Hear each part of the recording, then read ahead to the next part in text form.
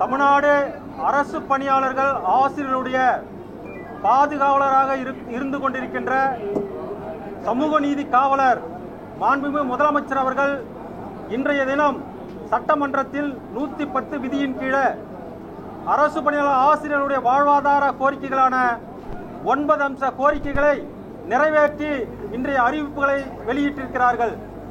அந்த நம்முடைய மாண்புமிகு முதலமைச்சர் அவர்களுக்கு அரசு பணியாளர் சங்கத்தின் சார்பாக வணக்கங்களையும் நன்றிகளையும் தெரிவித்துக் கொள்கிறோம். 1/4/2026 முதல் ஈட்டிய விடுப்பு சரண் செய்து கொள்ளலாம் என்று பட்ஜெட் உரையிலே அறிவிப்பு வெளியிட்டு இருந்தார்கள். அரசு பணியாளருடைய கோரிக்கைகளை ஏற்று மாண்புமிகு முதலமைச்சர் அவர்கள் 1/10/2025 முதற்கொண்டு ஈட்டிய விடுப்பினை சரண் செய்து கொள்ளலாம் என்று இன்றைய தினம் அறிவிப்பை வெளியிட்டிருக்கிறார். மாண்புமிகு முதலமைச்சர் அவர்களுக்கு சங்கத்தின் சார்பாக நன்றியினை தெரிவித்துக் கொள்கிறோம். அதேபோல வாழ்வாதார கோரிக்கையான பழைய ஓய்வூதிய திட்டத்தை வழங்கிட வேண்டும் என்று சொல்லி கடந்த 2003ஆம் ஆண்டிலிருந்து தமிழ்நாடு அரசு பணியாளர் சங்கமும் ஜாக்டோஜியும் போராடி கொண்டிருக்கின்றது.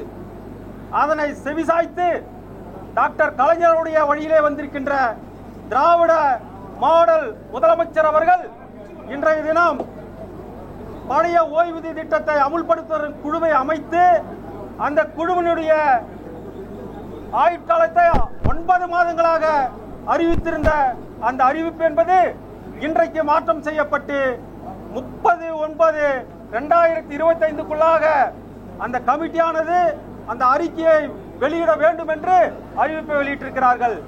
இது பணியாளர்கள் மத்தியிலும் ஆசிரியர்கள் மத்தியிலும் மிகுந்த வரவேற்பை பெற்றிருக்கிறது என்பதை இந்த நேரத்தில் முதலமைச்சர் அவர்களுக்கு நன்றி சொல்வதன் மூலமாக நாங்கள் பெருமை கொள்கிறோம். அதே போல பல்வேறு அறிவிப்புகள், நாங்கள் எதிர்பாராத அறிவிப்புகள் எல்லாம் இன்றைய தினம் மாண்புமிகு முதலமைச்சர் அவர்கள் அறிவித்திருக்கிறார்கள். முன்பணங்கள் எல்லாம் இன்றைக்கு உயர்த்தி வழங்கப்பட்டிருக்கிறது.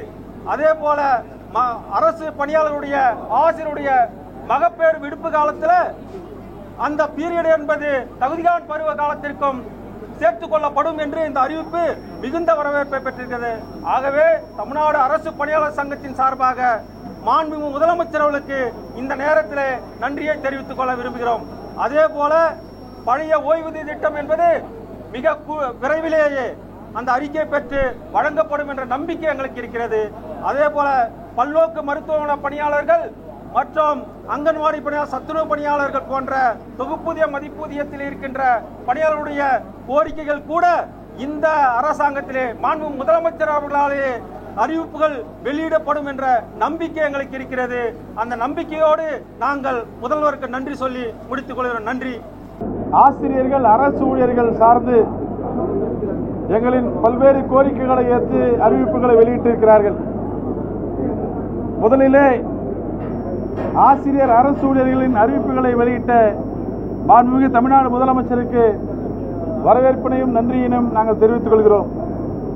கடந்த 2004ஆம் ஆண்டு அதிமுக ஆட்சியிலே அமுல்படுத்தப்பட்ட இந்த சிபிஎஸ் திட்டத்தை ரத்து செய்து மீண்டும் பழைய ஓய்வூதிய திட்டத்தை கொண்டு வர வேண்டும் என்று கிட்டத்தட்ட 20 ஆண்டுகளுக்கு மேலாக போராடி கொண்டு வருகிறோம்.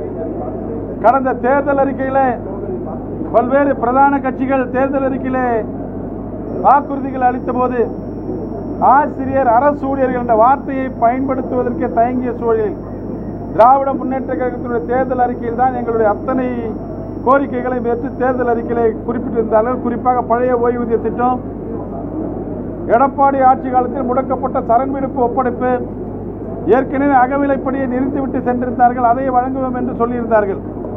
அதையெல்லாம் அகவிலைப்படி உயர்வை நிறுத்திவிட்டு சென்றதை மாண்புமிகு தமிழ்நாடு முதலமைச்சராக பொறுப்பேற்றவுடன் 11% அளிப்பார் என்று நாங்கள் எண்ணிக்கொண்டிருந்த வேளையிலே ஒன்றிய அரசு 3% அறிவித்தவுடன் 14% அறிவித்து அகவிலைப்படியை வழங்கி வந்தவர்.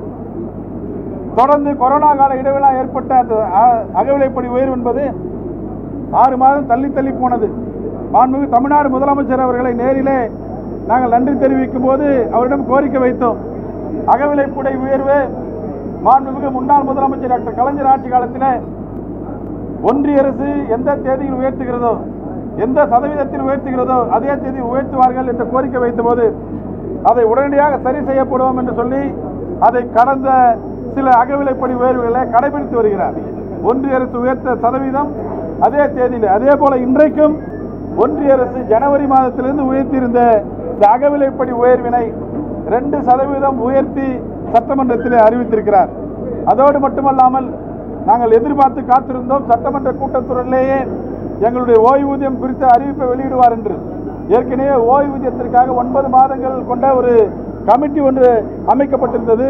அந்த கமிட்டியை ரத்து செய்ய வேண்டும் என்று நாங்கள் கோரிக்கை வைத்திருந்த சூழலில் அதுக்கு கடந்த காலங்களிலே கமிட்டிகள் என்று சொன்னாலே கால நீட்டிப்புக்கு என்பது போல அரசு கருதியதால் இன்றைக்கு சட்டமன்றத்திலே செப்டம்பர் 30ஆம் தேதிக்குள்ளாக அந்த கமிட்டியினுடைய அறிக்கை பெற்று சமர்ப்பிக்க வேண்டும் என்ற ஆணை அவர் பிறப்பித்திருக்கிறார்.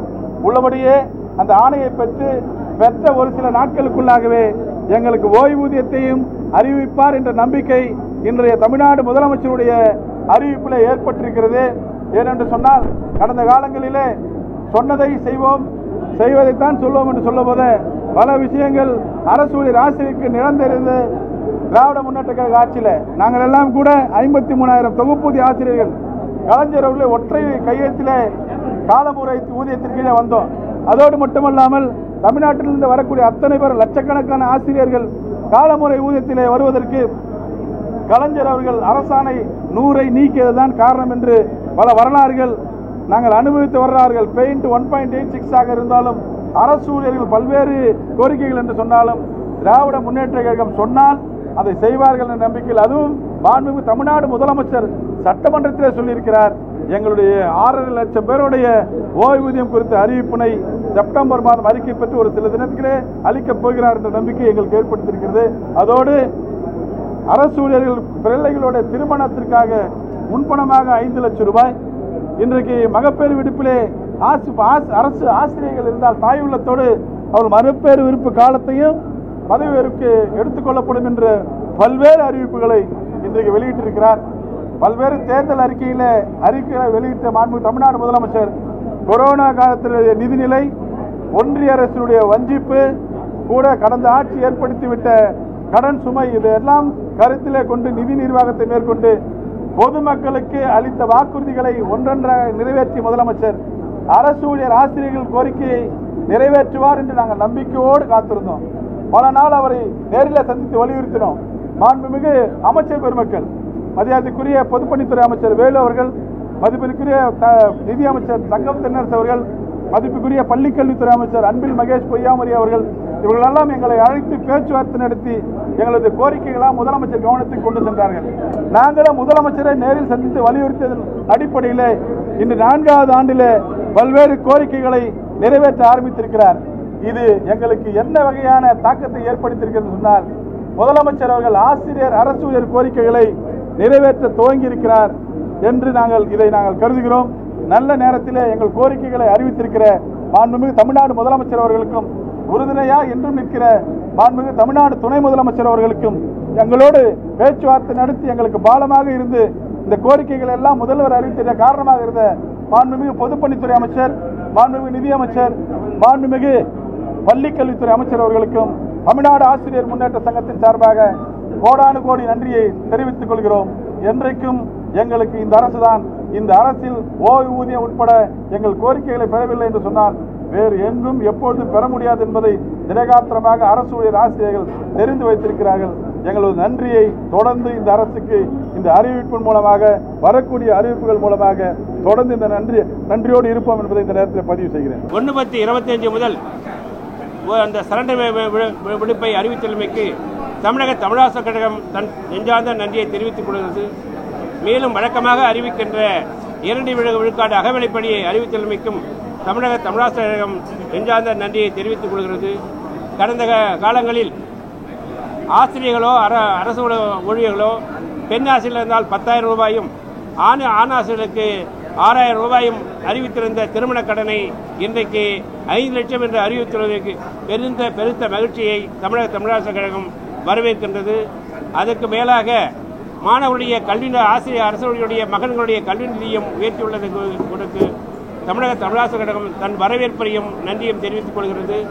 அதற்கு மேலாக பழைய ஓய்வூதியம் புதிய ஓய்வூதியத்தை ஒழித்து பழைய ஓய்வூதியம் அறிவிப்புக்கு இந்த அரசு கமிட்டியை அறிவித்து 9 மாதம் என்று அறிவித்துள்ளதை ரத்து செய்து செப்டம்பர் மாதத்திலே அந்த அறிக்கையை வெளியிட்டு பழைய ஓய்வூதியம் கொடுப்பதாக இன்றைக்கு முதலமைச்சரும் அவரை ஒட்டிய துணை முதலமைச்சரும் கல்வி அமைச்சரும் மாண்புமிகு கல்வி அமைச்சர், மாண்புமிகு நிதி அமைச்சர், மாண்புமிகு பொதுப்பணித்துறை அமைச்சர் அத்தனை பேருடைய முன்னிலையிலே இன்றைக்கு சட்டமன்றத்தில் அறிவித்துள்ளதை மாண்புமிகு முதல்வர் அறிவித்துள்ளதை தமிழக தமிழாசர் கழகம் பெருத்த மகிழ்ச்சியுடன் வரவேற்று நன்றியை தெரிவித்துக் கொள்கிறது.